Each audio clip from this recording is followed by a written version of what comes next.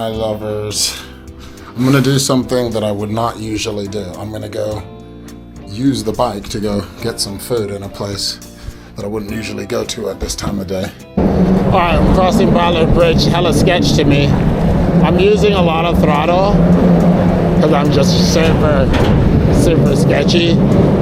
Pedal assist 3. I wouldn't do this with Bebe. I probably wouldn't do this again. Definitely worth going around and having a bike lane. Also, I can see someone's coming up, so I'm gonna have to dismount the bike. So this is just a nightmare. Never do this. Never go on the Ballard Bridge if you don't have to. It's another thing, if a person comes the other way, this real estate is way too skinny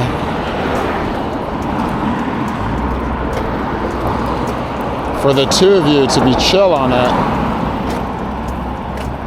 Be like, oh yeah, this is something I really want to do. I would never do this again. I would always favor going around. As you can see, my partners, as I'm crossing this bridge, or maybe you don't see it because I cut it out, but these people who are working on the bridge, I usually will say what's up to people, the 9-to-5ers people who's putting in that work, but I was just so despondent, I didn't even acknowledge them. I just kept my head down and was just on the bridge, just like kind of in a state of shock a little bit, like just upset because I'm scared and like nervous and the sounds of the bridge. I was overwhelmed. I don't know what that is, if that's a normal response or whatever, or if that's outsized response, a hypersensitive one, but that bridge is just not working for me. And in bridges in general, it's just not my thing. So that's poor planning of the route on my part. And the beauty of having the e-bike is that I don't need to take these little shortcuts. I can go the longer route, because as you'll start to see in this video, I'll be flying, you know, I'm going up incline, I'm going up 20 miles an hour. And so this cargo bike, this Lectric, it's fast.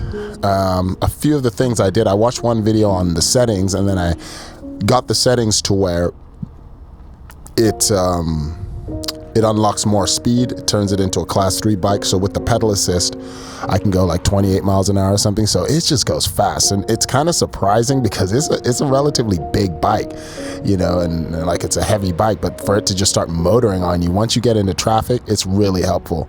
And so, you know, that throttle too just helps you kind of accelerate into traffic, trying to find that bike lane. So overall, the experience is, even though I had a really crummy route, I still had a lot of fun, because it's really funny when you are used to cycling and you already have a map of your head in the city and you know all the places to go. It's like the electricity of the bike and the power that it gives you is just this safety blanket that if you make a mistake or go some wrong place or go down a hill, when you're riding regular bikes and you take a wrong turn, you go downhill, you're like, but on this one, it's like, it's chill, we just go back up. It's like kind of fun. Like everywhere you go is fun, because it's like, it almost feels like if you get the setup right and you set the settings right and you get your power assist, you're sensitive to the gradient power assist and learn how to kind of gear it right, change your gears to the gradient, it kind of has a feeling of like cruising, like you're just cruising on the flats.